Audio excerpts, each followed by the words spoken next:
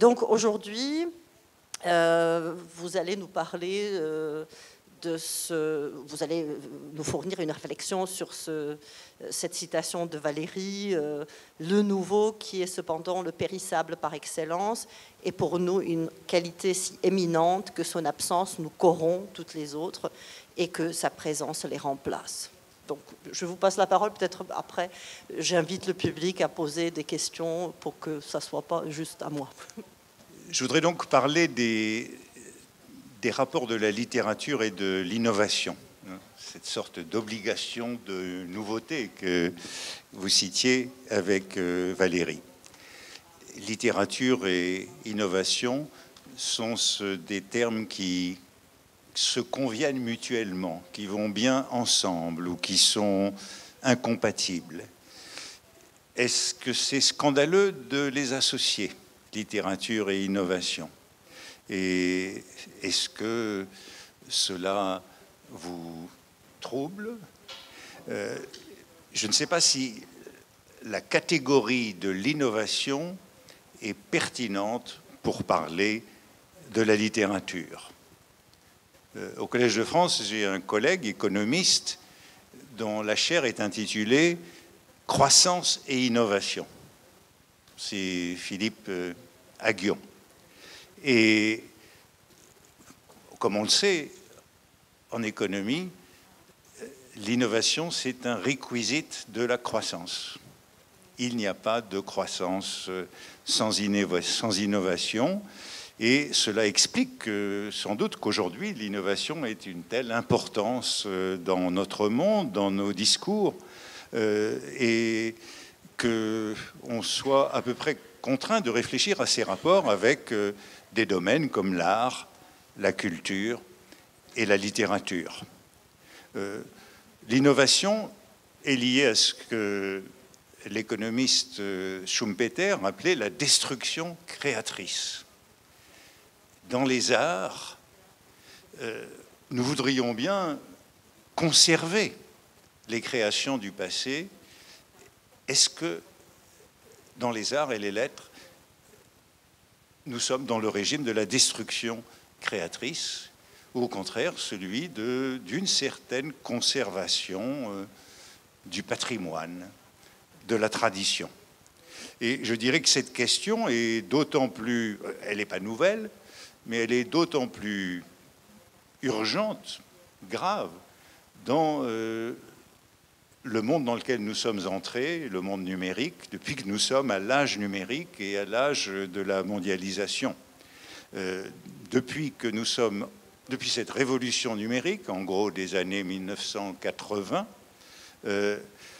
il est devenu indispensable d'innover pour exister. Et on connaît d'innombrables marques qui ont disparu faute d'innover. Nos premiers téléphones portables s'appelaient Nokia. On n'entend plus parler de Nokia, on n'entend plus parler de Motorola, on n'entend plus parler de BlackBerry. Tout ça a disparu faute d'innover. On ne sait pas très bien si Twitter survivra demain à l'état dans lequel il a été mis depuis quelques mois. Ces derniers temps, il est beaucoup question d'intelligence artificielle. Et jusqu'aux dernières semaines, nous étions tous dépendants de Google pour tous nos travaux. Et il y a quelques semaines, nous avons appris qu'il fallait retourner à Bing, puisque Bing avait intégré ChatGPT, l'intelligence artificielle. Et donc, dans mon ordinateur, je suis retourné à Bing, que je n'avais pas utilisé depuis longtemps, en pensant que Bing était mort, mais peut-être que Bing allait ressusciter et Google disparaître. Tout à l'heure, avant de venir, je me suis dit, mon sujet, c'est littérature et innovation. Je vais regarder ce que dit ChatGPT sur mon sujet. Je vous le lirai tout à l'heure pour voir. Je vais d'abord le traiter comme je voulais, et puis on comparera avec ChatGPT. En tout cas, cette idée d'innovation, elle est devenue essentielle dans le monde où nous sommes. Et il y a un grand cimetière de tous ceux qui n'ont pas su innover. L'idée d'innovation, bon, elle est liée au progrès technique, mais elle est aussi liée à cette notion qui est très importante aujourd'hui, qui est celle d'obsolescence programmée. Tous les objets que nous avons, ils disparaissent en quelques années. Nos montres, nos téléphones, tout ça, nos ordinateurs, tous les 2 ans, il faut les changer. C'est l'idée qu'il faut en permanence s'adapter, évoluer, réformer, et à un rythme de plus en plus accéléré. Et dans les médias, il est beaucoup question du monde ancien et de la disparition du monde ancien. C'est une question que je me pose souvent. Est-ce que j'appartiens au monde ancien? Moi, très probablement, puisque quand je dis, on me demande quand êtes-vous venu à Prague la première fois, et que je dis que c'était en 1965, qui d'entre vous dans cette salle était né en 1965? Manifestement, j'appartiens au monde ancien. Alors, comment est-ce qu'on s'adapte? Comme moi, qui essaye de ne pas aller au cimetière des marques dont l'obsolescence est programmée. Alors bien sûr, cette idée d'innovation, elle n'est pas tout à fait nouvelle. Bon, on peut dire qu'elle est liée à la modernité. Bon, on la trouve déjà chez Baudelaire, l'inventeur de cette catégorie de la modernité. Elle est liée à la mode, à la révolution industrielle, à la révolution politique. Et elle est devenue une sorte d'impératif catégorique. On peut dire, sans doute autour de 1848, de la révolution politique et de la consécration de la révolution industrielle. C'était l'idée saint-simonienne que l'ingénieur et l'artiste sont les avant-gardes de la société, qui sont en avant, et les autres suivent peut-être une génération plus tard. Et on peut dire que vers ce milieu du XIXe siècle, la tradition cesse d'être la référence de l'activité humaine et qu'aucun domaine n'échappe à ce mouvement. Politique, beaux-arts et tous les métiers. Et on pourrait dire qu'il n'y a rien de nouveau sous le soleil et que le monde numérique dans lequel nous sommes aujourd'hui n'a fait que accélérer cette exigence. La question que je pose, c'est est-ce que la littérature est elle-même soumise à cet impératif catégorique de changement aléatoire? En tout cas, pendant très longtemps, la littérature ne devait pas innover. Le mot d'ordre de la littérature, c'était imiter, non pas innover. L'imitation, ce n'est pas du tout l'innovation. L'imitation, c'est la variation. C'est la variation sur des éléments de toujours. L'originalité, ce n'est pas l'innovation. C'est une combinaison différente d'éléments déjà existants. Et ce n'est qu'à une date assez tardive que l'originalité n'est plus vraiment la valeur, mais qu'il y a une exigence de, comme disait le poète Ezra Pound, « make it new ». C'est plus seulement la variation, c'est la recherche chaque saison du nouveau. Il y avait un sociologue, Gabriel Tarde, qui était professeur au Collège de France, qui parlait de l'invention considérée comme moteur de l'évolution sociale.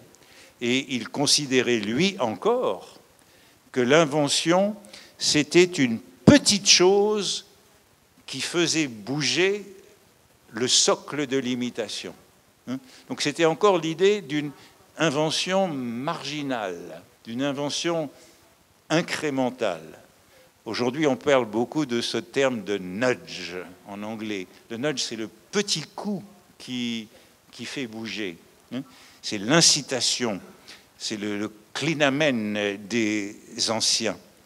Et pour lui, on peut dire encore au début du XXe siècle, le génie, c'était une nouvelle combinatoire d'éléments anciens.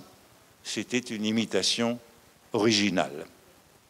Alors, vous citiez Valéry, qui disait, en effet, au lendemain de la Première Guerre mondiale, donc c'est un texte capital, Paul Valéry, La crise de l'esprit, il disait « Le nouveau, qui est cependant le périssable par essence, est pour nous une qualité si éminente que son absence nous corrompt toutes les autres et que sa présence les remplace. » Vraiment dit, le nouveau, c'est la valeur.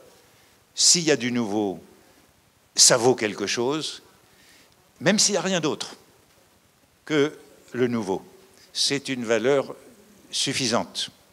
Et Paul Hazard parlait à ce propos de superstition du nouveau qui était né vers ce moment-là. Et c'est un bouleversement.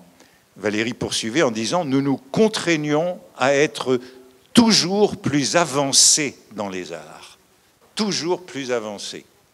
Cette notion des avant-gardes. Dans les mœurs, dans la politique, dans les idées, et nous sommes formés à ne plus priser que l'étonnement et l'effet instantané de choc. La valeur, c'est l'étonnement, c'est le choc. Ça nous rappelle des choses de Baudelaire, l'étonnement. Baudelaire empruntait cette notion à Edgar Poe. Wonder, c'est l'étonnement qui fait la valeur de l'art. Et le surréalisme qui insistait sur le choc nécessaire pour la beauté. Alors, je crois qu'on peut dire que ce terme de nouveau, il est très général et qu'il convient sans doute de distinguer dans ce qui est nouveau au moins deux types de nouveautés. Les nouveautés éphémères et les nouveautés radicales. Les nouveautés éphémères, c'est ce qui change chaque saison. C'est la mode, justement, que j'évoquais. C'est lorsque Valéry parlait de cette nouveauté instantanée, la valeur de l'instantanément nouveau, la mode qui se renouvelle de saison en saison. Mais il y a aussi des nouveautés beaucoup plus radicales, des nouveautés, comme on dit en français, qui font époque, qui font date, qui sont des véritables ruptures. Michel Foucault parlait du terme, je vais peut-être passer avec le vôtre parce que de temps en temps il a l'air de s'interrompre. Michel Foucault parlait d'épistémée pour distinguer ces radicalités nouvelles. On entre dans une nouvelle époque. L'historien des sciences Thomas Kuhn parlait de paradigmes, des paradigmes qui changent. Alors, ce sont de toute autre nouveauté que les modes qui changent saison après saison. Et on ne change pas d'épistémée ou de paradigme tous les printemps. Peut-être tous les siècles, ou même tous les quelques siècles, si l'on écoute Foucault. Et ces inventions, elles permettent ensuite des renouvellements progressifs dans le cadre d'un grand changement, dans le cadre qui produit une nouvelle instauration. On connaît quelques exemples célèbres dans l'histoire des techniques. Bon, les modèles de voitures changent tout le temps, mais dans l'histoire de l'industrie automobile, il y a véritablement seulement 3 changements importants le moteur à combustion interne, le moteur diesel et le moteur électrique. Mais les modèles de voitures, il y en a beaucoup. Tout ça pour seulement 3 nouveautés. Et il y a un philosophe des techniques qui s'appelle Gilbert Simondon qui parle de... Il y a une invention, puis ensuite, il y a tous des potentiels de cette invention. Et ces potentiels, ce qui est en puissance dans une invention, se concrétise peu à peu, mais peut prendre des siècles à se concrétiser. Alors, est-ce que c'est comme ça en littérature? Est-ce qu'en littérature, il y a des ruptures, des paradigmes, et puis des renouvellements progressifs? Est-ce qu'il y a une obsolescence en littérature ou dans les arts? Alors, on le sait, c'est un très vieux problème d'appliquer ces modèles de la technique et des sciences aux arts.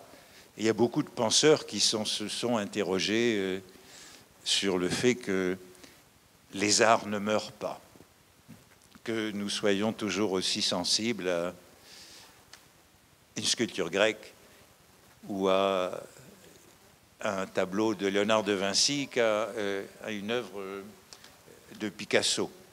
Et il y a cette grande différence entre les objets techniques qui sont frappés par l'obsolescence et les œuvres d'art qui ne le sont pas. Et il y a une très forte tentation, justement dans la modernité, à considérer que les œuvres du passé sont des œuvres mortes. Dans le roman de Proust, La recherche du temps perdu, ce sont des questions qui ont préoccupé tous les écrivains. Il y a un personnage qui est la jeune marquise de Cambremer, qui est en quelque sorte une snob de l'innovation. Et elle pense que après Wagner, Chopin ne vaut plus rien. Ou après Degas, Poussin ne vaut plus rien. Que l'œuvre du présent abolit l'œuvre du passé, comme si on était dans la technique. Et le héros de La recherche du temps perdu lui fait remarquer, lui dit « Ah oui, après Wagner, Chopin ne vaut plus rien », et lui dit avec un air un peu pervers « Ah oui, mais Debussy aime beaucoup Chopin ». Et alors elle est très troublée par le fait que le créateur le plus moderne aime un homme du passé. Et puis il lui dit la même chose à propos de la peinture. « Ah oui, mais Degas a beaucoup copié Poussin ». Et elle est contrainte de reconnaître que c'est peut-être une vue un peu simple, mais peut-être que nous ne sommes tout de même pas sortis de cette idée que l'art du présent abolit l'art du passé. Et je crois que tous ces débats ont été exacerbés depuis ce qu'on appelle parfois la troisième révolution industrielle, l'entrée dans le monde numérique. Certains disent, c'était Michel Serres qui disait, c'est pas la troisième révolution industrielle, c'est la révolution désindustrielle, puisqu'elle nous a fait entrer dans un monde qui n'est plus celui de l'industrie, et ce monde de la révolution désindustrielle ou de la révolution numérique, il est un peu troublant pour nous tous, puisque nous sommes équipés de beaucoup de ce que j'appelle des prothèses numériques, que nous avons un peu partout. Nous ne pouvons pas vivre sans nos prothèses numériques, mais que cette révolution qui est la troisième, après le moteur et l'électricité, elle a une très très grande différence par rapport aux deux autres précédentes, c'est qu'elle n'a pas augmenté la productivité. C'est un grand mystère pour les économistes, pour mes collègues économistes, c'est que la troisième révolution n'a pas augmenté, n'a pas donner des accroissements de productivité. Alors c'est un drame, puisque finalement, tout coûte plus cher sans qu'il y ait de gains de productivité. Et il y a un économiste américain qui a écrit un livre important qui s'appelle The Rise and Fall of American Growth, et qui s'interroge sur le fait comment se fait-il que la révolution numérique n'a pas augmenté la productivité, et qui nous dit que la raison, c'est que nous avons retrouvé un rythme de croissance qui était celui de tout l'Occident depuis l'Antiquité et le Moyen-Âge, après 2 siècles exceptionnels. Il y a eu une parenthèse de croissance industrielle et nous avons retrouvé le rythme beaucoup plus lent, séculaire de la croissance. Il y a d'autres économistes qui disent il n'y a pas de productivité parce qu'on ne sait plus comment la mesurer. Parce que la mesure de la productivité qu'on avait jusque-là ne convient plus à ce monde numérique. En tout cas, c'est un drame, et on ne peut pas se le cacher, dans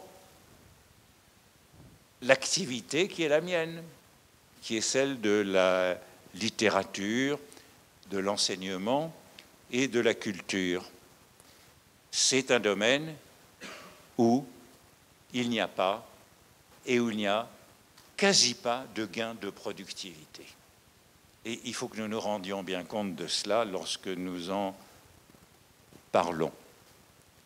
Il y avait un économiste américain qui s'appelle William Baumol, décédé il y a quelques années, et qui avait appelé ça le phénomène du cost disease, la fatalité des coûts croissants dans le secteur des activités culturelles. Ça veut dire que dans ces secteurs d'activité, il n'y a pas de gain de productivité, donc ça coûte toujours plus cher. Et il avait fait cette observation lorsqu'il étudiait la culture à New York. Dans les années 1960, il faisait la remarque qui est fondamentale, qui est que produire un opéra ou produire une symphonie de Beethoven dans une salle de concert moderne, cela exige autant de temps que lors de la création de l'œuvre au XVIIIe siècle. Il n'y a pas de gain de productivité dans la culture, et donc il n'y a pas d'économie à faire dans le secteur de la culture, et donc son financement doit répondre à une augmentation continue des coûts. Parce que dans ce secteur, les salaires s'alignent peu à peu sur les salaires dans les domaines où il y a des gains de productivité. Donc, ça coûte de plus en plus cher. Il n'y a pas de gain pour monter un opéra, pas de gain pour écrire un livre. Ça prend toujours un peu de temps. Et de ce point de vue, il y a une comparaison que je fais souvent, que j'aime bien, c'est entre la culture, l'enseignement et la coiffure. Un salon de coiffure. Ce sont des domaines où, si c'est fait plus vite, c'est mal fait. Il n'y a pas de mystère. Si c'est fait plus vite, c'est mal fait. Il n'y a pas moyen de gagner du temps en conservant la qualité. Et dans le secteur de la coiffure, il n'y a pas eu de progrès, ou quasi pas de progrès, depuis ma naissance, et elle est ancienne. Dans les années 50 à aujourd'hui, il n'y a quasi pas de progrès en coiffure. Quand je vais chez le coiffeur, ça prend le même temps. Et si c'est fait plus vite, c'est mal fait. Et pourtant, je paye de plus en plus cher, puisque le salaire du coiffeur s'aligne sur, avec retard, mais s'aligne sur les secteurs où il y a des gains de productivité. Et je dirais, c'est la même chose pour les professeurs, et c'est la même chose pour toutes les activités culturelles. Pendant longtemps, en France, j'étais membre du Haut Conseil de l'éducation, donc les écoles, des classes numériques remplies d'ordinateurs, avec des élèves derrière les ordinateurs. Et en même temps, on sait que les résultats des petits Français au test PISA de l'OCDE ne font que baisser. Les classes numériques coûtent cher, mais les résultats ne suivent pas. Au fond, pour apprendre à lire et à compter, il suffit encore d'un tableau noir ou d'un tableau blanc et d'une ardoise et d'un bout de craie. Et c'est ça qui est le drame dans ces secteurs. Dans l'enseignement supérieur, depuis qu'on est entré dans le monde numérique, on recherche désespérément où arracher des gains de productivité. Vous avez sans doute suivi toutes ces affaires il y a quelques années sur ce qu'on appelait les MOOCs, Massive Open Online Courses. On pensait qu'avec ces cours massifs en ligne, ouverts, je ne sais pas comment on dit en français, massif, ouvert, libre, etc., on pensait qu'on avait trouvé la solution miracle qui allait permettre de ne pas construire des universités en dur. Et on disait, en Afrique, on va pouvoir sauter l'université des universités en dur, comme on a pu sauter l'étape du téléphone fixe et passer directement au portable. Le MOOCs, enfin, il y avait un gain de productivité. Il n'y en avait pas eu depuis les Grecs, mais enfin, il y en aurait un. On connaît le résultat. Après 2 ou 3 ans, on s'est aperçu que dans les MOOCs, il n'y avait que 5 à 10% d'étudiants qui arrivaient au bout des cours. Et les étudiants qui arrivaient au bout des cours, c'est ceux qui étaient déjà diplômés. Autrement dit, ça ne pouvait pas remplacer une formation initiale de masse et gratuite. Et sont parvenus, c'est dans la formation professionnelle, c'est-à-dire dans des entreprises où ils sont plus MOOCs, donc ils sont plus massifs, mais ils sont encore open et online, mais ils servent à acquérir une compétence professionnelle qui est immédiatement valorisée en termes de salaire. Autrement dit, ce n'est plus du tout de l'éducation générale. De la même façon, je dirais, il faut autant de temps aujourd'hui pour écrire un bon roman qu'à l'époque de Flaubert, qui travaillait beaucoup, avec des plumes d'oie. Il avait un bocal de plumes d'oie, il disait que sa fortune, c'était ses plumes d'oie. Bon, il y a certains écrivains qui affirment qu'un roman écrit au traitement de texte, ce n'est pas de la littérature. Un roman écrit à l'ordinateur, est-ce encore de la littérature? Quand l'ordinateur est apparu, certains en ont douté. Mais il faut se méfier de ces raisonnements parce qu'on les a entendus à chaque étape du progrès technique. Par exemple, à mes yeux, l'invention la plus importante, le progrès technique le plus capital dans l'histoire de la littérature, c'est l'invention de la plume de fer, autour de 1830, qui a remplacé la plume d'oie. On n'insiste pas très souvent sur la plume de fer, mais la plume de fer est capitale dans la démocratisation de l'école. Pas d'école sans plume de fer. Pas d'école de Jules Ferry en France, mais qui avait commencé avec Guizot en 1830 sans plume de fer. Les plumes d'oie en France jusqu'en 1830, la France ne produisait pas assez de plumes d'oie pour satisfaire la demande intérieure, on les importait de Pologne. N'oublions pas le progrès énorme qu'a été la plume de fer en 1830. Et c'est donc elle qui a permis l'école. Or, au moment où la plume de fer est apparue, vers 1830, tous les écrivains se sont révoltés contre la plume de fer. Aucun écrivain n'a adopté la plume de fer. Chateaubriand n'a écrit qu'à la plume d'oie. Baudelaire n'a écrit qu'à la plume d'oie. Flaubert, qui est mort bien plus tard, n'a jamais écrit qu'à la plume d'oie. Un seul écrivain français a accepté la plume de fer à son arrivée. Vous devinez qui? Non, absolument pas. Alexandre Dumas, l'industriel. L'argument, c'était que, avec la plume de fer, on écrira trop vite, on n'aura pas le temps de réfléchir. Il ne faudra pas tailler sa plume, on écrira sans réfléchir, ça sera médiocre. L'argument s'est répété lorsqu'on a inventé le stylo à réservoir. Ah, mais on n'a même plus à tremper sa plume de fer dans l'encrier. Dans les années 50, moi j'ai encore appris à écrire avec une plume de fer qu'on trempait dans l'encrier. Et quand on trempait la plume de fer dans l'encrier, on réfléchissait un instant avant de se remettre à écrire. Puis le stylo à réservoir, puis le stylo bille, puis tout ça.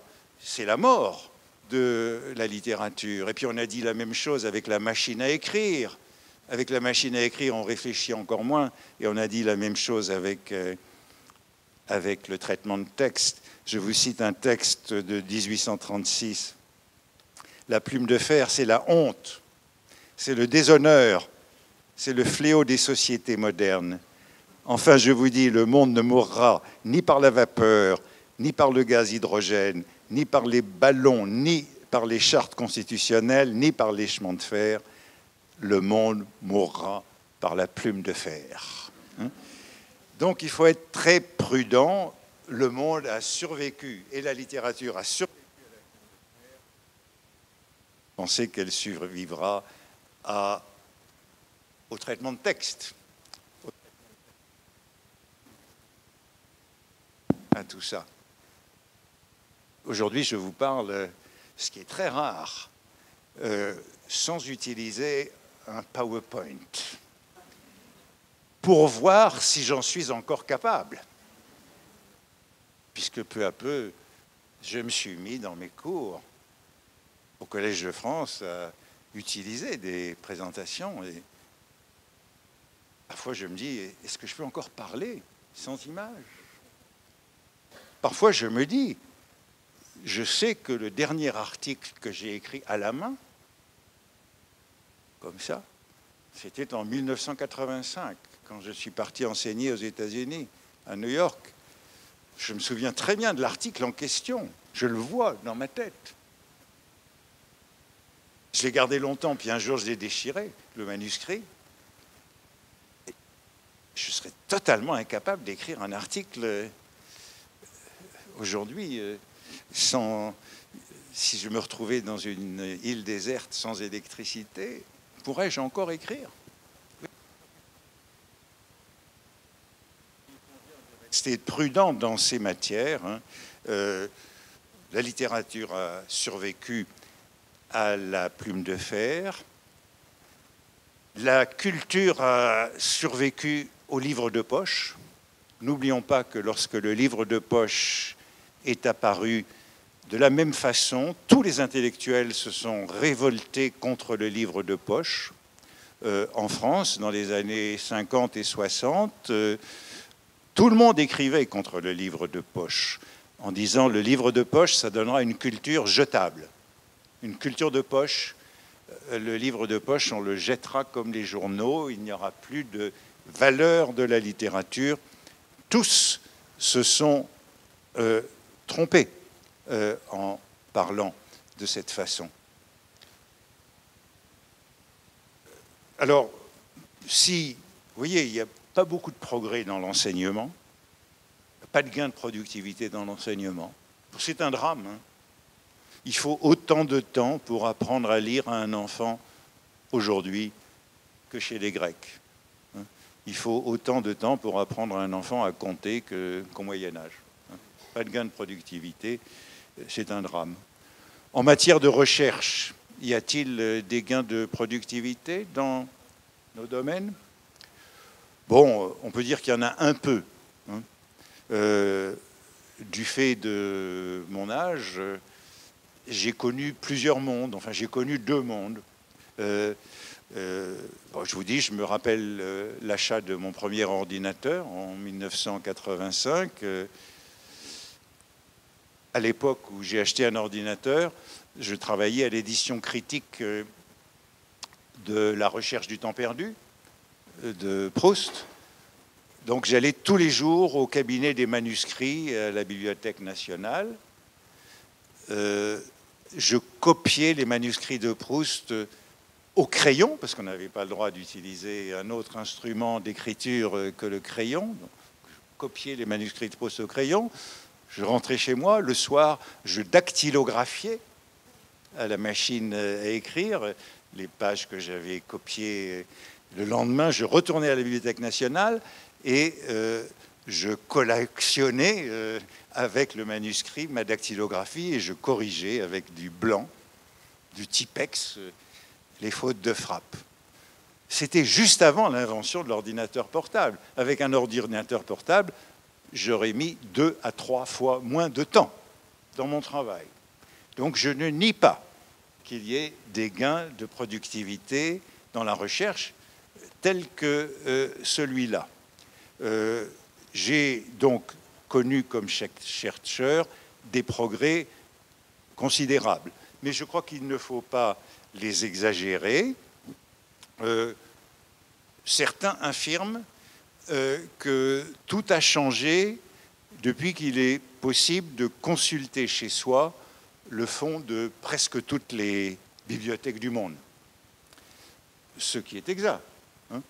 Pendant la pandémie du Covid, il y a 3 ans maintenant, j'étais enfermé chez moi à Paris de mars à juin 2020. J'ai pu travailler, je dirais, à 80% de mes capacités, sans aller dans des bibliothèques physiques. Et j'ai pu écrire un livre. Quand la pandémie s'est terminée, j'ai été complété, ce que je n'avais pas pu faire. Bon, mais on a toujours pu travailler 24 heures sur 24 et 7 jours sur 7 à partir des livres que l'on avait et dans une lecture intensive de ces livres. Donc, n'exagérons pas. Nous avons accès à beaucoup plus de livres, mais c'est aussi une occasion de beaucoup se disperser plutôt que de se concentrer. Et n'oublions pas qu'en dernière instance, le verrou réside dans la lecture. Dans la lecture, et c'est ça qui est le drame, il n'y a pas de gain de productivité à espérer. Et c'est peut-être ce qui fait que la lecture est aujourd'hui une activité fragile, fragilisée dans ce monde numérique. Il n'y a pas de gain de productivité à attendre. L'œuvre de Proust est longue, 3000 pages. Quel est l'avenir de la lecture dans un monde où il faut toujours gagner du temps, faire plus vite? Alors quand il y avait des gens qui disaient que c'était déjà trop long et qu'on ne pouvait pas trouver le temps de tout lire. Et Horace disait déjà, l'œuvre est longue et la vie est brève, donc ce n'est pas non plus un problème tout à fait nouveau.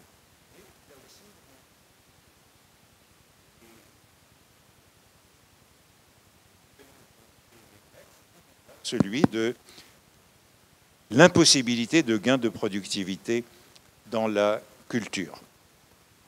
Quand j'étais enfant, il y avait beaucoup de publicité pour la lecture rapide. Je me souviens qu'il y avait cette revue qui s'appelait The Reader's Digest, qu'on voyait chez le coiffeur, justement. Il y avait et dans la Reader's Digest, il y avait des publicités pour, je je sais pas, speed reading, je sais pas quoi, lisez plus vite. Et moi, j'étais fasciné par ces publicités. On avait l'idée que si on lisait plus vite, on allait devenir maître du monde. On allait vraiment dominer les choses. Bon, je ne me suis jamais inscrit à aucun cours de lecture rapide et je pense que ce sont des attrape-nigauds. La lecture rapide n'existe pas. C'est comme la coupe de cheveux rapide. C'est mauvais. C'est lire vite, c'est mal lire. C'est ce que je disais aux élèves du lycée qui m'interrogeaient tout à l'heure. Lire vite, c'est mal lire. Il faut lire vite, c'est mal lire, et ça veut dire que c'est une activité vulnérable aujourd'hui. Et je sais bien que dans ce monde numérique, je lis moi-même moins et de manière moins attentive que dans le monde physique que j'ai connu. Dans le monde numérique, on fait toujours plusieurs choses à la fois. Je consulte mes messages, je suis interrompu, je fais toujours plusieurs choses à la fois. Et de seulement lire longtemps sans faire autre chose. Alors je crois que la génération à laquelle j'appartiens a eu beaucoup de chance parce qu'elle a bien connu le monde physique et puis elle a découvert le monde numérique. Elle a eu le meilleur des deux mondes. Je crois ne pas me tromper en disant que j'appartiens à une génération qui a eu le meilleur des deux mondes. Copier les manuscrits de Proust au crayon et puis avoir aujourd'hui tous les manuscrits de Proust disponibles sur le site de la Bibliothèque nationale. C'est extraordinaire, ce changement en 40 ans. N'importe qui au monde peut lire les manuscrits de Proust sur l'écran de son ordinateur.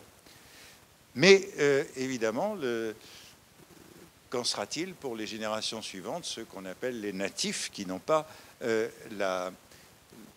eu l'éducation du livre physique. Or, le livre, ne l'oublions pas, le livre, c'est quelque chose de tout à fait idéal, tout à fait fantastique. Ce parallélépipède de petite dimension qui comprend autant d'informations. Là aussi, il faut rester très prudent. J'ai dit, et c'est pourquoi je parlais de la plume de fer et du livre de poche. Beaucoup de gens ont dit la plume de fer et le livre de poche, c'est la mort de la littérature et de la culture. Ils se trompaient, donc ne nous inquiétons pas trop. Le livre survivra à ce qui est en train de se passer et la lecture sur écran n'est certainement pas la mort du livre. Peut-être que je peux arrêter là au fond, simplement pour dire qu'il y a encore un sujet qui sera évoqué, qui est la littérature elle-même.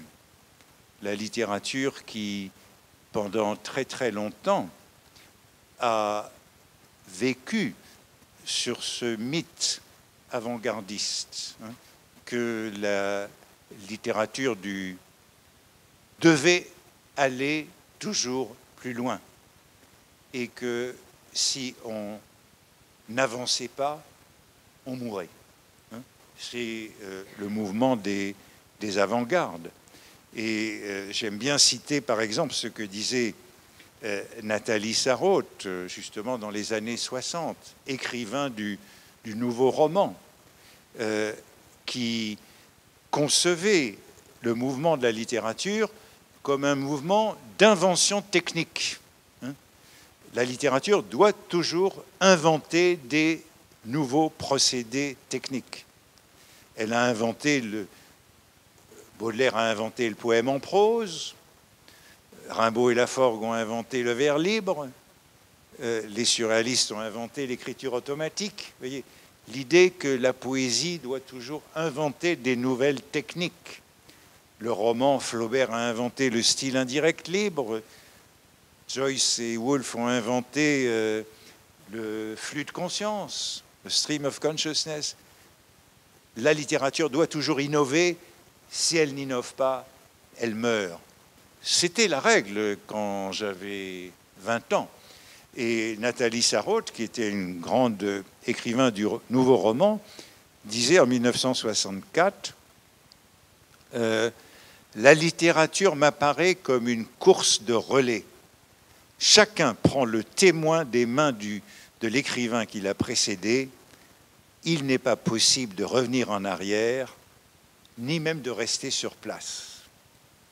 Si tu restes sur place, tu meurs. Si tu restes sur place, tu es fini. Elle ajoutait, le mouvement qu'on appelle le nouveau roman est très sain, il était nécessaire, il prend sa place dans un développement irréversible.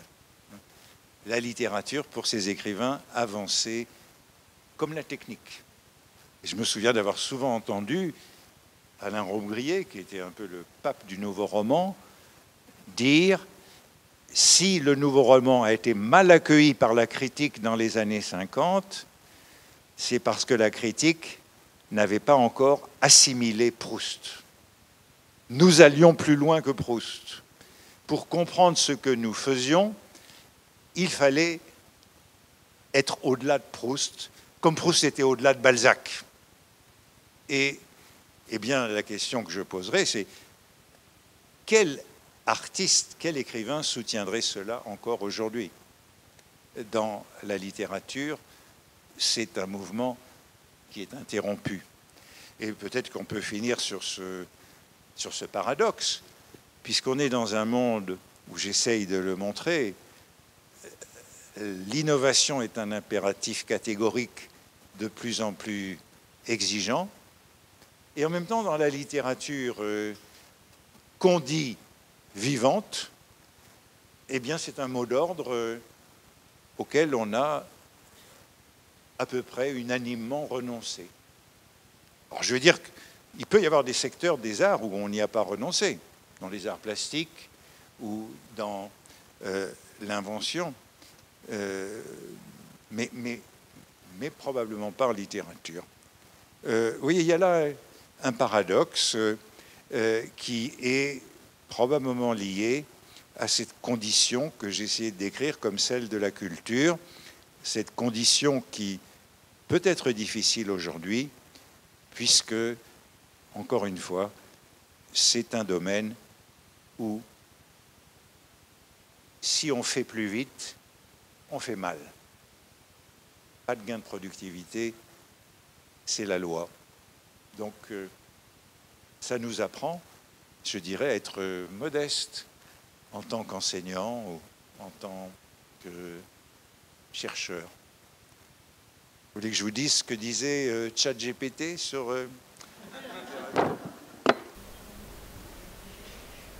Alors, j'ai interrogé en anglais et en français Literature and Innovation, littérature et innovation, le texte français et la traduction stricte. Alors, c'est certainement pas fait par Google, mais par un autre logiciel du texte anglais. Alors, la littérature et l'innovation sont étroitement liées de diverses manières. La littérature peut inspirer l'innovation en présentant de nouvelles idées, concepts et perspectives qui remettent en question les normes établies et repoussent les limites. Elle peut également servir de plateforme pour explorer et expérimenter de nouvelles techniques littéraires, genres et styles. De plus, la littérature a le pouvoir de stimuler la créativité et la pensée critique qui sont essentielles à l'innovation. En plongeant les lecteurs dans des mondes imaginaires et en leur exposant des expériences et points de vue divers, la littérature peut élargir leurs horizons et les inspirer à penser différemment. D'un autre côté, l'innovation peut également, après avoir montré l'influence dans un sens, dans l'autre sens. D'un autre côté, l'innovation peut également influencer la littérature en fournissant de nouveaux outils et technologies aux auteurs pour créer et diffuser leurs œuvres. Par exemple, l'essor de l'édition numérique et des plateformes de médias sociaux a permis aux écrivains de toucher des publics plus larges et d'expérimenter de nouvelles formes de narration. Dans l'ensemble, la littérature et l'innovation ont une relation symbiotique. C'est pas tout à fait ce que j'ai essayé de vous dire. Ça prouve que je suis vraiment de l'ancien monde, sans doute. Car elles reposent toutes deux sur la créativité, l'expérimentation et la volonté de remettre en question le statu quo. En embrassant l'innovation, la littérature peut continuer à évoluer et à rester pertinente dans un monde en rapide évolution. C'est très rassurant. C'est très rassurant. Quelle note donnerait-on comme professeur à cet essai sur littérature et innovation? Je crois que je donnerais une note assez moyenne. Non, très bien. 14. Comment? 14. Alors, on pourrait se discuter sur la note à donner. Le plan est un peu simple. Je le comprends. Influence dans un sens, influence dans l'autre, et puis symbiose. Je ne comprends pas bien le sens du 2+, la littérature va pouvoir stimuler, puisque c'est déjà ce que le paragraphe précédent a dit, cette stimulation. Donc ça, on pourrait bien corriger. Bon, et voilà, maintenant, c'est ça, le sujet de la littérature et de l'innovation. Merci.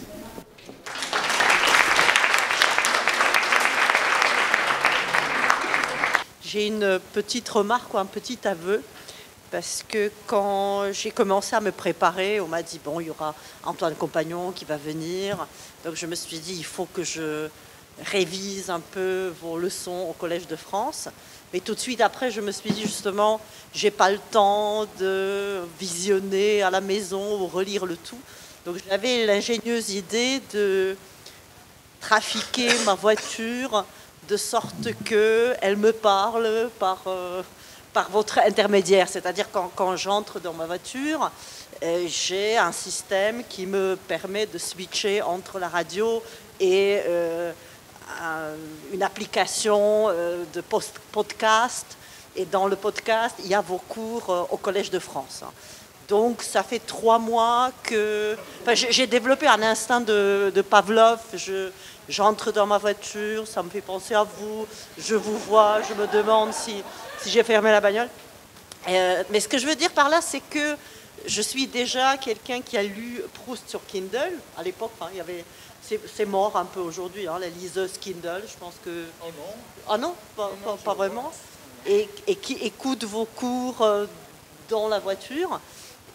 Donc, je suis couverte de prothèses médiatiques, comme vous avez dit tout à l'heure. Mais la question que je me pose parfois, c'est quand même, parce que Valéry, quand il évoque cette question-là, dans la phrase suivante, il parle de facilité. Enfin, il dit nouveauté à tout prix, accélération, obligation, effectivité, etc. Et quand même, tout de suite après, il évoque quand même un certain piège, hein, en disant... on risque quand même de tomber dans la simplification, dans la facilité. Proust digéré dans un fauteuil. Quand même, je pense que Proust est fait pour être lu lentement, en l'espace des mois et des années, alors que mon Kindle dans le métro, c'est peut-être pas tout à fait le bon cadre. Alors, est-ce que vous pensez qu'il y a ce risque quand même d'aplatir les choses, ce passage au numérique Écoutez, j'ai un petit peu répondu en disant qu'il faut être très prudent. Moi, j'ai lu Proust quand Proust est tombé dans le livre de poche en 1966. J'aurais jamais lu Proust si Proust n'avait pas été publié en livre de poche. Or, tous les intellectuels, je l'ai dit, étaient hostiles au livre de poche à ce moment-là, pensant que ça désacralisait la culture, hein, que le livre de poche est apparu, c'est l'un des produits de la société de consommation. Il est apparu en même temps que le mouchoir jetable, le briquet jetable et le rasoir jetable. Tous ces objets jetables. Et tout le monde disait, les livres ce sera comme les journaux, on les abandonnera dans le train. Or, il s'est avéré que c'était totalement faux. Moi, je conserve tous mes livres de poche d'adolescents, comme à peu près tous les adolescents qui ont les livres de poche, et on reste attaché. Proust disait qu'on restait attaché aux exemplaires dans lesquels on avait lu les livres pour la première fois. On reste, bon, c'est peut-être un peu idiot, hein, mais on reste, on sacralise les exemplaires dans lesquels on a lu un livre. J'ai encore le livre de poche dans lequel j'ai lu Le Rouge et le Noir, quand j'avais 14 ans, des choses comme ça. Donc, je dis, soyons prudents. Donc, et je dis la même chose avec Kindle ou Dieu sait quoi. Tous les gens qui lisent, moi je lis, quand je lis sur tablette, hein, j'en fais l'aveu, ça ne me gêne pas, surtout quand je voyage, c'est très pratique. Hier soir dans l'avion, j'ai lu, je vais vous avouer ce que j'ai lu dans l'avion hier soir. J'ai lu quelque chose, vous allez dire pourquoi elle dit ça, c'est monstrueux. J'ai lu Le Jardin de Bérénice de Maurice Barrès dans l'avion hier soir. Je l'ai téléchargé juste avant de prendre l'avion de l'aéroport parce que j'ai eu envie de le lire. Ben, c'est ça qu'on peut faire aujourd'hui. Au dernier moment, on a envie de lire un livre, on le télécharge et on le lit dans l'avion. Ben, je refuse donc de porter le moindre jugement sur la lecture qui est faite de manière numérique. Il est tout à fait possible qu'elle soit beaucoup plus profonde. La difficulté, comme je disais, c'est plutôt la multi-activité. C'est quand on lit sur une tablette, on fait en même temps 1000 autres choses. On est interrompu constamment par une notification d'une nouvelle. Il y a encore eu une grève, il y a encore eu un discours du président de la République. Enfin, il y a une catastrophe, un tremblement de terre. Enfin, il y a tout qui interrompt votre lecture, très légitimement. Puis des messages.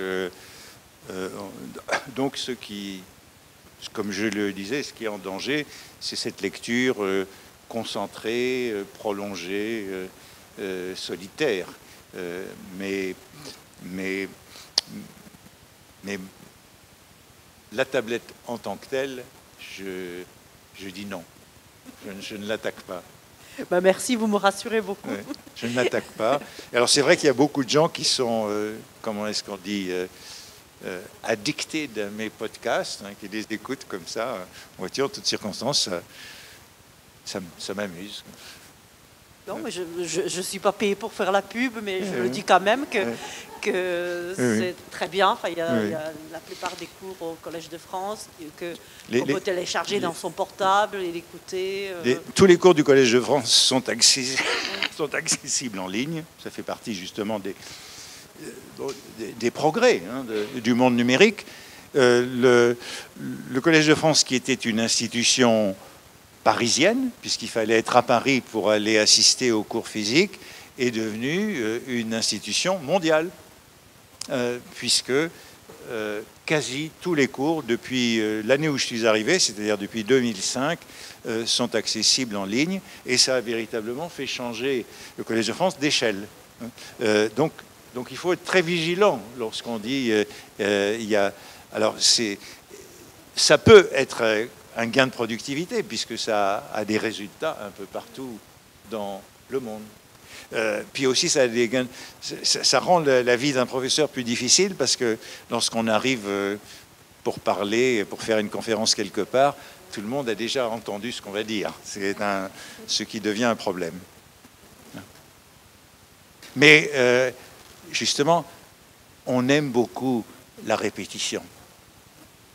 On aime beaucoup ce que j'appelais tout à l'heure la variation aussi. Imitation et variation. On aime beaucoup relire les mêmes livres, entendre la même musique et écouter les mêmes cours avec des variations. C'est un grand plaisir. Alors je pense qu'il est le temps de passer la parole au public aussi. Est-ce qu'il y a des questions? Donc merci Monsieur Compagnon pour cette conférence splendide, si j'ose dire. J'aimais beaucoup le sujet que vous avez choisi pour cette conférence à Prague, puisque ça me fait penser au tout premier vers de la zone d'Apollinaire. Hein. À la fin, tu es là de ce monde ancien. Et donc c'était finalement votre sujet. Je voulais peut-être remonter aussi un peu dans le temps, puisque tout ce que vous avez dit m'a fait aussi penser à Corneille, qui dit hein, dans un de ses discours, alors la citation exacte, je ne l'ai pas dans ma tête, mais c'est à peu près, il est constant qu'il y a des règles puisqu'il y a art, on s'accorde sur les mots, mais il faut s'accorder sur les choses. C'est-à-dire que cette perspective, innovation, invention, imitation, c'est très très ancien. Et donc peut-être la question du numérique qui se pose aujourd'hui n'est qu'une des faces finalement de la question millénaire qui revient souvent. Donc c'est juste une observation, pas vraiment une question. Oui, c'est évidemment une question ancienne que celle de l'imitation, que celle de l'originalité, que celle de la nouveauté. Et elle a été exacerbée dans la période récente. Alors la question, c'est de savoir si, avec un niveau quantitatif différent, on change qualitativement. Si elle se pose différemment aujourd'hui parce qu'on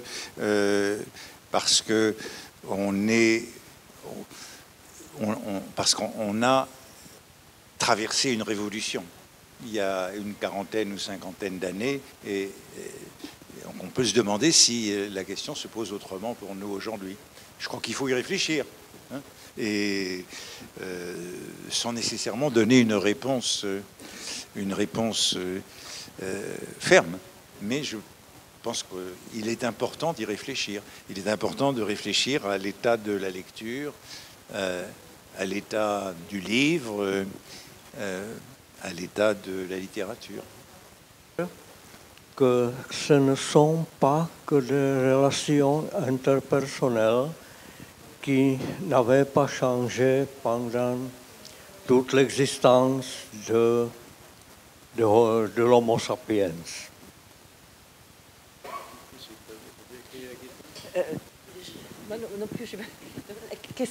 Quelle était la question? Peut-être ce ne sont que des ne sont pas que les relations interpersonnelles qui n'avaient pas changé pendant toute l'existence de l'Homo sapiens. Qu'est-ce qui n'a pas changé depuis les relations interpersonnelles. Est-ce que les relations interpersonnelles n'ont pas changé à travers... Écoutez... C'est très large comme question. C'est très large, mais je pense qu'il y a quand même quelques grands paradigmes, justement, qui ont changé, et que le livre est justement l'un de ces moments, de ces paradigmes essentiels, que pendant un certain nombre de siècles, nous avons été formés par les livres et par la lecture, et que nous ne savons pas. Nous sommes des hommes et des femmes du livre, depuis l'imprimerie. Et j'évoquais la plume de fer. La diffusion du livre au XIXe siècle, c'est l'autre élément de l'éducation, de la démocratisation de l'éducation. Il y a d'un côté la plume de fer, de l'autre côté le papier. Autre obstacle à la diffusion de la culture au XIXe siècle. Le livre, l'imprimerie, enfin, ça fait partie de ces inventions véritablement instauratrices d'un autre monde. J'aime bien rappeler le fait que Montaigne, qui est l'un de mes auteurs de prédilection, lorsqu'il est dans sa tour, très peu de temps après l'invention de l'imprimerie, dès le milieu du XVIe siècle, dans sa tour, il a autour de lui toute la littérature grecque et latine. Tout est là, autour de lui. Toute la littérature grecque et latine, ça tient dans une clé USB, c'est pas grand-chose, hein. Toute la littérature grecque et latine comparée aux gigabits qu'on crée aujourd'hui, c'est rien du tout. Mais il a tous les livres autour de lui, et avec Montaigne, avec l'humanisme, si on a le droit de parler de l'humanisme, de cette notion, avec l'humanisme s'introduit le fait que c'est à travers la lecture que se construisent les identités des hommes et des femmes pendant quelques siècles. Alors, est-ce que ce sera encore le cas pour les générations suivantes? Nous ne le savons pas, mais je crois que c'est un changement qui est fondamental, et donc ça ne remonte pas à l'Homo sapiens. Nous sommes des enfants du livre imprimé, nous tous, jusqu'à aujourd'hui. Je me suis souvenu que récemment, j'ai lu ce passage du Saint-Augustin où il voyage quelque part et il retrouve l'un des évêques de l'époque. Et cet évêque, il fait une activité bizarre. Il parcourt des papiers, enfin, il n'y avait pas de papier, enfin, je ne sais pas, mais il parcourt la page de gauche à droite et il murmure, enfin, il n'émet pas de son et tout le monde pense, est-ce que cet homme-là est possédé par le diable ou qu'est-ce qui se passe? Et en fait, ce qu'il faisait, c'est qu'il lisait à voix basse, hein. Et à l'époque, c'était pas normal. Enfin, on lisait toujours à haute voix, et la lecture à voix basse, c'était quelque chose une technique inconnue. Donc, je me suis aussi posé la question, la naissance du lecteur, dans le sens où vous en parlez, c'est pas non plus depuis l'Antiquité, c'est le début du Moyen Âge. Donc, anthropologiquement, avant le livre, les hommes vivaient aussi, mais autrement. Autrement, à partir de Montaigne, on est des hommes et des femmes du livre. Et ça me semble très important. Et les enfants d'aujourd'hui sont encore des enfants du livre. Les livres d'enfants n'ont jamais été aussi beaux qu'aujourd'hui. Les livres imprimés d'enfants n'ont jamais été aussi beaux qu'aujourd'hui. Les enfants sont encore des enfants du livre. C'est après que ne se fait pas la transition vers la lecture des adolescents. Est-ce que les adolescents sont encore des adolescents du livre? Il faut demander aux lycéens qui sont là, et aux lycéennes. Mais là, oui, il y a un changement anthropologique important. Pardon, merci. J'aimerais vous dire, Monsieur Compagnon, également ma reconnaissance, puisqu'il faut que les choses que vous avez dites résonnent, enfin, dans l'espace public, comme on dit aujourd'hui. Et une autre chose à laquelle votre réflexion a fait penser, c'est que souvent, lorsqu'on discute avec les collègues, les proches issus des sciences dures ou dites dures, il y a un enjeu de ces débats, de ces polémiques, c'est que s'il y a évolution au progrès dans les arts, dans les lettres, et les professionnels des sciences dures sont plutôt enclins à défendre le progrès, donc avec cette implication de ligne ascendante, alors que nous, les autres humanistes, nous, on défend l'idée d'une simple évolution. Et l'exemple qui d'habitude s'avère assez convaincant, qui va en faveur de l'évolution en matière d'art, de lettres, de littérature, c'est le suivant. Si on pense, par exemple, aux peintures murales de Lascaux, elles ne sont pas inférieures aux peintures de Poussin, aux tableaux de Braque, aux tableaux de Picasso. Donc, on conclut en disant que ce qui va justement dans le sens sur lequel vous avez insisté, c'est que l'antériorité ne veut pas dire l'infériorité. Voilà.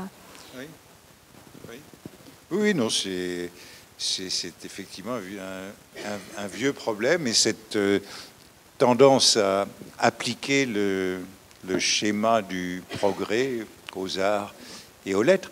Mais vous avez entendu tout à l'heure Nathalie Sarraute, qui toute une généalogie d'artistes ont adopté ce modèle. Aujourd'hui, ce modèle est à peu près périmé. Peu l'adoptent. Mais dans les années 60-70, c'était encore une théorie régnante. Si je me souviens bien, c'était Proust déjà qui disait que l'art n'est pas, ou la littérature n'est pas cumulative, hein, qu'on ne peut pas dire que, enfin, en mathématiques, on est forcément tous plus au fait que Aristote ou quelqu'un d'autre, alors que en littérature, c'est pas acquis, enfin, quelque part, non, enfin, oui, mais il dit en même temps qu'il faut retraverser toute l'évolution de chaque artiste doit traverser toute l'évolution de. Oui, Proust a des idées assez romantiques parfois. Et Proust est plus romantique de ce point de vue que moderniste. Par rapport un petit peu à la synthèse qu'a fait ChatGPT, qui me fait une symbiose assez simpliste, vous montrez au contact qu'il y a une série de grippages, de contradictions, que la modernité est arrêtée régulièrement par des questionnements, et y compris même dans ceux qui pourraient paraître les plus modernes. Je pense ici aux avant-gardes. Quand vous parlez du choc, Valérie parle du choc, l'étonnement du choc, ça me rappelle un petit peu ce que disait Breton justement sur la beauté convulsive. Et il parlait de l'image d'explosante fixe, c'est-à-dire qu'il y a toujours quelque chose qui va aller de l'avant et quelque chose qui va rester, qui va aller en arrière. Et peut-être que justement la question pour les jeunes générations qui se pose par rapport à ces nouveaux outils, à l'évolution très rapide de la littérature, de l'écrit à travers les nouvelles technologies, c'est peut-être celle aussi de la résistance. C'est-à-dire que peut-être que la façon de continuer à faire de la littérature dans les nouvelles technologies, comme pouvaient le faire certaines avant-gardes, c'est dans une certaine forme de modernité anti-moderne ou de résistance à la modernité. Vous rejoignez la mienne dans le livre qui s'appelle Les Antimodernes. C'est l'idée que les vrais modernes ont toujours une lucidité sur la dimension de perte que comprend tout progrès. Tout progrès a une composante de regret. C'est ce qu'on trouve chez Baudelaire. Et à mon sens, c'est ce qu'on trouve chez tous les authentiques modernes. Cette lucidité ou cette conscience. Et en effet, cette lucidité, il est bon que nous l'ayons nous-mêmes dans les adaptations que nous exerçons au monde numérique. Moi, j'y suis particulièrement sensible. Bon, j'avais naguère intitulé un livre qui s'appelait « Petit spleen numérique » pour attacher cette notion baudelairienne. Le monde numérique me passionne, peut-être parce que j'étais ingénieur au départ, je ne sais pas. En tout cas, je m'y sens bien et j'en suis curieux, mais je ne tiens pas à être la dupe de ce monde numérique. Donc je fais tout pour n'en être pas dupe. C'est ça la position que je caractérisais par anti-moderne. L'anti-moderne, c'est un moderne, mais c'est un moderne qui a une pensée de derrière, comme disait Pascal. Toujours une pensée de derrière qui lui permet d'avoir un peu de recul sur ce que nous sommes en train de vivre. Ironie, c'est l'ironie de Baudelaire, l'ironie qui permet de se mettre un peu à l'écart. C'est ça que permet la littérature, justement. C'est ça que permet la littérature et la lecture. C'est, au fond, par rapport à toute expérience, de faire un pas de côté et d'avoir un peu de distance. C'était un vrai plaisir de vous écouter. Il y a un livre qui a été très important pour ma formation. C'est un critique italien, Francesco Orlando, qui avait publié, moi je l'ai découvert quand j'étais étudiante, Ce n'est pas traduit en français, mais en anglais, c'est The Obsolete Objects.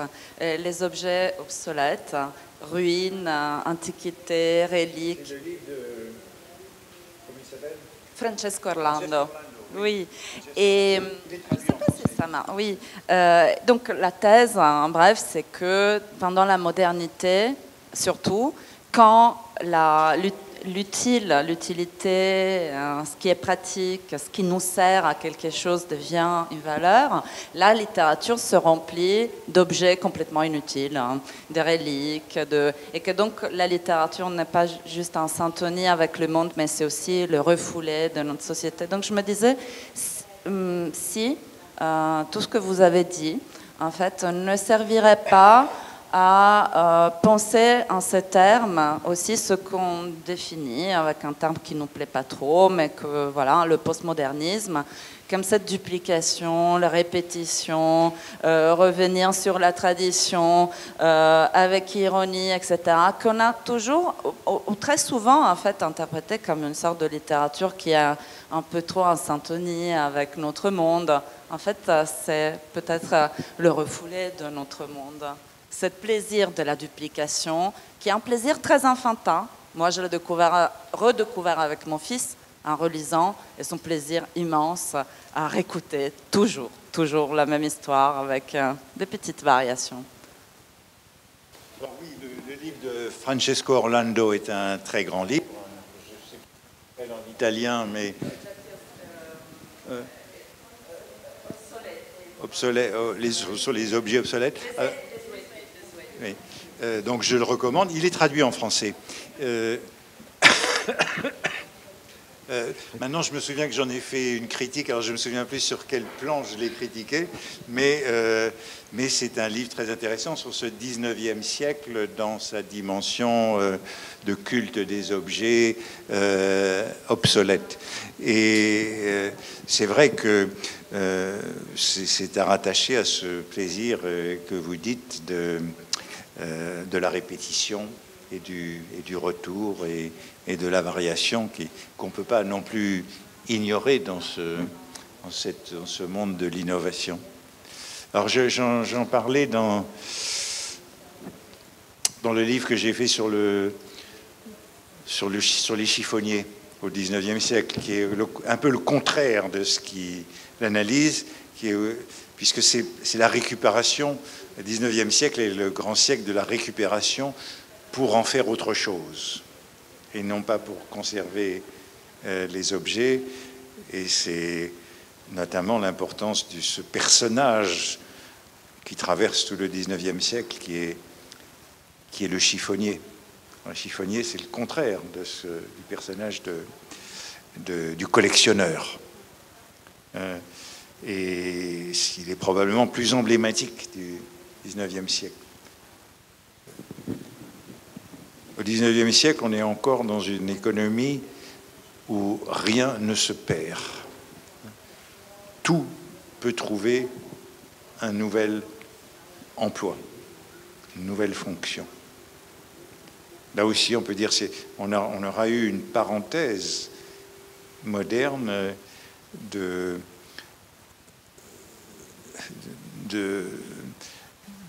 comment dire, des ordures dont on ne fait rien. Mais on est sorti de ce monde. On est sorti du monde des ordures dont on ne fait rien. On retrouve une économie circulaire qui était encore celle du XIXe siècle. Et là aussi, comme je disais tout à l'heure, peut-être qu'il y a eu la croissance, ça a été une parenthèse de 2 siècles.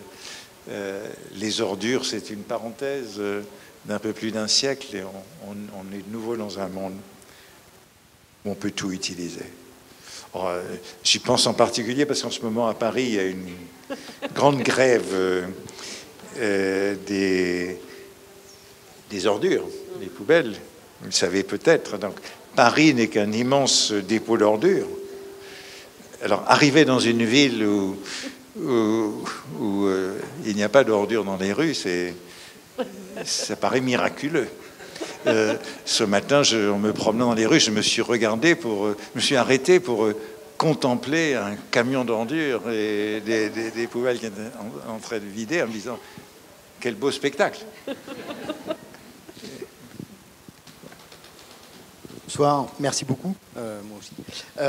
J'aurais une question. Vous avez signalé, on l'expérimente tous. Vous m'entendez? Oui. Vous avez signalé, on l'expérimente tous, un monde, une époque dans laquelle l'innovation et la course à l'innovation et la rapidité des choses est devenue une norme et un impératif. Et puis, dans ce monde-là, il y a quand même eu, ces dernières années, et de plus en plus développés, des mouvements qui prônent le retour à la lenteur. Et dans ces mouvements-là, le livre s'est avéré être, pendant les années Covid, un refuge du temps long. Et dans ce monde en pleine mutation, aussi une force de permanence, d'une certaine manière. Et comme vous avez signalé à la fin de votre intervention, le fait que la littérature, en tant qu'elle est créée, avait abandonné cet idéal d'innovation, est-ce que vous verriez un lien entre ces deux faits ou pas? Ah oui. Non, vous avez raison de dire que le moment il y a une sorte d'éloge de la lenteur qui affecte beaucoup, parce que tout le monde est sensible à la nécessité de ralentir. Depuis le slow food jusqu'à... ça touche tous les domaines, ce souci de lenteur, et ça touche en particulier la lecture. Et puis vous avez raison de rapprocher ça de la pandémie qu'on a vécue il y a de lecture pour beaucoup de gens. Je ne sais pas s'il en a été ici, mais en France, les librairies sont bien sorties de ce moment. L'année 20 a été une bonne année, l'année 21 a été une très bonne année, 22 c'est moins bon, mais enfin le livre s'en est sorti assez bien de ces épisodes. Alors, est-ce qu'il faut relier ça au fond, l'abandon par les écrivains d'un dogme progressiste? Je dirais peut-être pas jusque-là, parce que il faudrait pas non plus présenter la littérature comme un refuge d'une certaine, justement, d'un certain antimodernisme. Pour moi, les antimodernes sont des vrais modernes, c'est ça. Donc c'est vouloir être moderne, mais avec la conscience. Je crois qu'on le disait là, quand on parlait en déjeunant tout à l'heure, on parlait de ça, du fait que tout le monde lit moins, moi-même, y compris les écrivains. Et que le fait que les écrivains lisent moins, c'est peut-être l'une des données qui fait qu'ils n'ont pas à aller plus loin. C'est ça qui m'inquiéterait. Quand je parle de Nathalie Sarraute ou de Rob Grier, ils connaissaient parfaitement Balzac et Proust. C'est pour ça qu'ils avaient envie de faire autre chose. Vous voyez ? Ils étaient des lecteurs intelligents de Balzac et de Proust et de Joyce.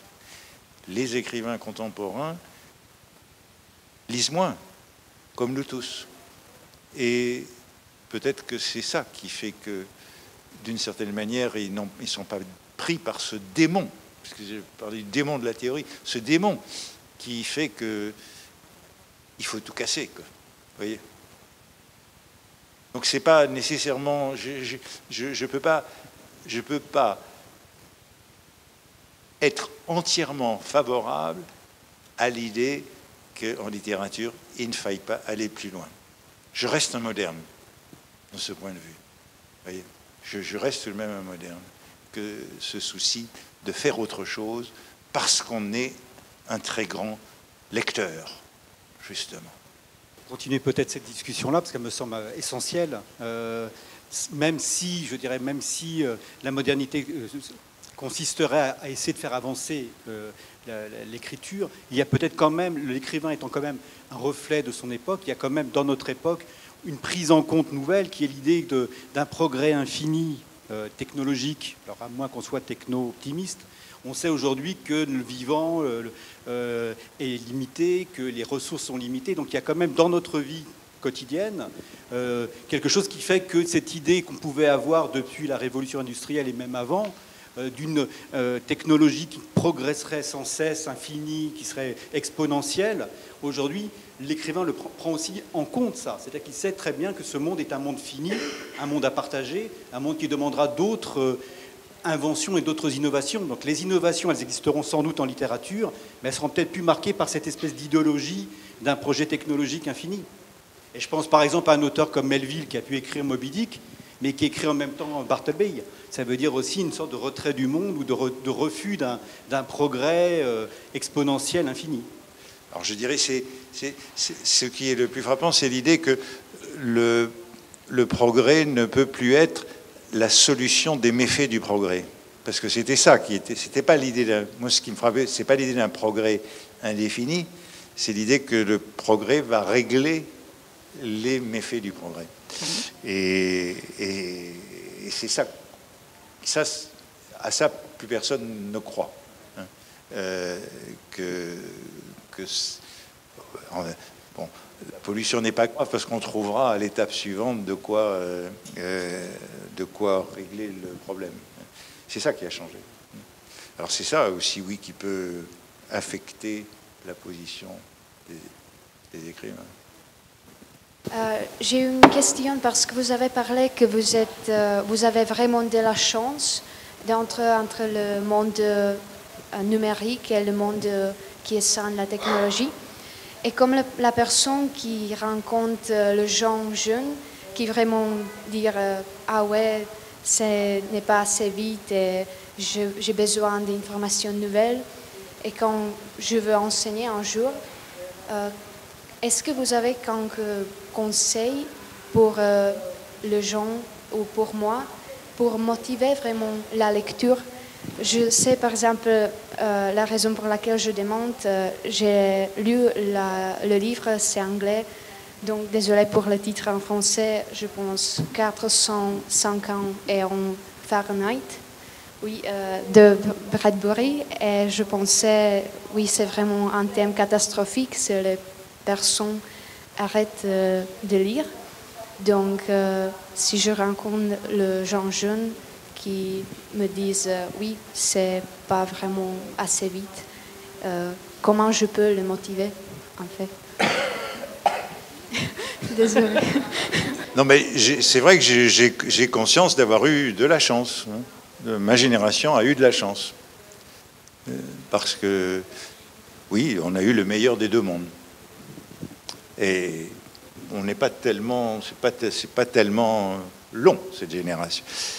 Bah, qu'est-ce qu'on peut faire pour avoir le meilleur des deux mondes? Ben, je pense que il faut lire des livres.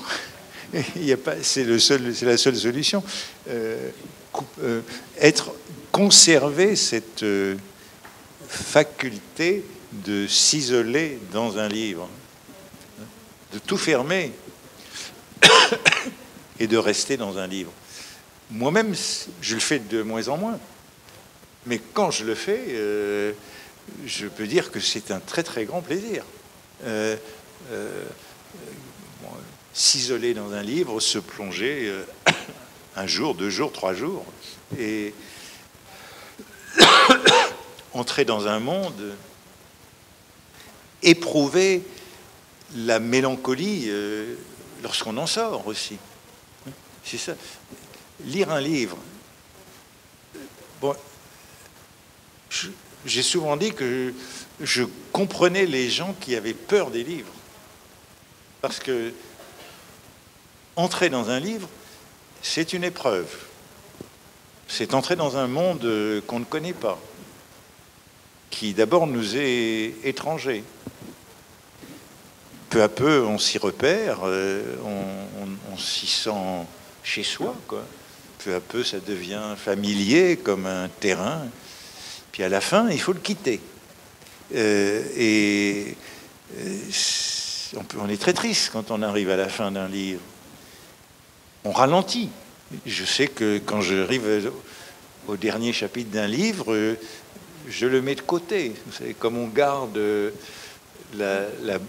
dernier morceau du gâteau,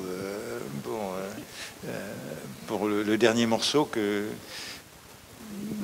qu'on tarde à manger, parce que c'est le meilleur. Et puis, Proust disait que sortir d'un livre, c'est un drame. Hein, on quitte un monde. Donc c'est difficile au début d'entrer dans un livre. C'est une épreuve au début, c'est une épreuve à la fin. Il ne faut pas se cacher ça. Et quand on dit les adolescents cessent de lire, surtout les garçons, il y a des filles qui continuent à lire, des garçons de moins en moins, il faut leur dire ça, qu'il faut bien avoir conscience de l'épreuve de l'entrée et l'épreuve de la sortie du livre. Un livre, c'est un monde inconnu. C'est ce que disait ChatGPT d'ailleurs. Ils n'avaient pas tout à fait tort sur ça, sur le fait qu'il y avait une mise en cause par la lecture. La lecture, si le livre est bon, à moins d'être totalement médiocre, un livre doit vous transformer, vous provoquer. Donc oui, la lecture est une épreuve. On ne peut pas le cacher. C'est pas une pommade. C'est pas que du dessert, puisque j'ai envoyé cette image. Parce qu'il y a un aspect de la conférence qui me paraît comme très important et qu'on a mis un peu de côté, qui est, je dirais, la pression économique. On en a parlé un petit peu avec Bolmo quand vous avez parlé de l'opéra. Et je voudrais simplement peut-être aussi poser une question. Je prends deux exemples. Un exemple, par exemple, ici, sur les traductions des livres en français qui peuvent recevoir des aides quand les éditeurs les présentent. Or, depuis quelques années, les éditeurs, sous des pressions diverses et variées, mais qui sont des pressions commerciales du marché économique, ne vont présenter quasiment, pour avoir des aides, que le dernier Goncourt, le dernier Renaudot, le dernier Médicis, etc., etc. C'est-à-dire, ou alors le prix Nobel. C'est-à-dire qu'on va avoir des pans entiers de littérature française qui ne sont pas traduites et qui ne seront pas traduits parce qu'il n'y aura pas l'aide économique pour le faire et qu'il y a une pression pour avoir absolument un nombre de lecteurs donné. Voilà. Ça, c'est un premier exemple. Deuxième exemple, qui n'est pas de la littérature, mais qui est de mon domaine, c'est-à-dire le cinéma. Avec les nouveaux logiciels, on a réduit les temps de tournage et on a réduit les temps de montage parce qu'il y a aujourd'hui des machines qui permettent d'aller plus vite. Ce qui fait que là où on avait un mois, 2 mois de montage parce qu'il fallait, je suis aussi de l'ancien monde un peu, travailler sur une table de montage, visionner, couper, coller au scotch à la monteuse. Aujourd'hui, on le fait avec un logiciel qui va beaucoup plus vite. Et cette pression, malheureusement, fait qu'au final, même s'il y a une volonté des gens de lire, ou même s'il y a une volonté des gens de faire des objets de qualité, il y aura quand même cette pression économique qui va être omniprésente. Et la question, c'est est-ce qu'on peut quand même essayer, et comment, vous n'aurez peut-être pas la réponse, mais c'est une question que je me pose, résister à ça aussi, à cette pression purement économique, puisque l'objet culturel, malheureusement, est devenu, et on l'a vu d'ailleurs pendant aussi le confinement, où le livre a dû se battre pour être considéré comme un produit de première nécessité. Donc il y a aussi cette pression extérieure économique. Oui, vous avez raison. Enfin, ça rejoint le point que je disais. La culture, l'enseignement, la recherche, c'est un domaine où il n'y a quasi pas de gain de productivité. Donc ça coûte toujours plus cher. C'est ça. Alors, oui, ça veut dire que lorsque on fait des montages avec des logiciels, ça sera probablement moins bien. Donc ça ne peut être qu'au détriment de la qualité, ou pour une traduction, si elle est faite plus vite, elle sera faite moins bien, ça c'est sûr. Et c'est ce que vous appelez la pression économique. Oui, on est obligé d'être d'accord avec vous, je pense. Non, je voudrais tout simplement remercier le professeur Compagnon, qui m'a très surprise. Je m'attendais à un cours beaucoup plus, je sais pas, conservateur ou littéraire, et je trouve que c'était super intéressant ce que vous avez fait, une réflexion sur les changements sociaux, la rapidité, l'économie. On a fait un petit tour de tout ça, et je trouve que c'est vraiment un très très bon exemple pour montrer que la littérature, c'est pas quelque chose à part, hein, c'est pas un résidu du monde ancien, ça, c'est quelque chose qui fait partie du monde contemporain, numérique, et j'espère qu'on va faire avec, même dans 50 ans, 100 ans, et c'est très encourageant ce que vous avez dit, hein, je trouve que il n'y a pas toujours énormément de profs universitaires qui ne soient pas grincheux en disant bon, les jeunes ne lisent pas, bon, c'est le premier, ça c'est en général le premier reproche, puis bon, la numérisation, ça c'est pas une bonne chose. Donc merci vraiment pour cet esprit encourageant et peut-être surprenant pour certains. C'est surprenant d'être optimiste, c'est ça? Oui, oui, un peu.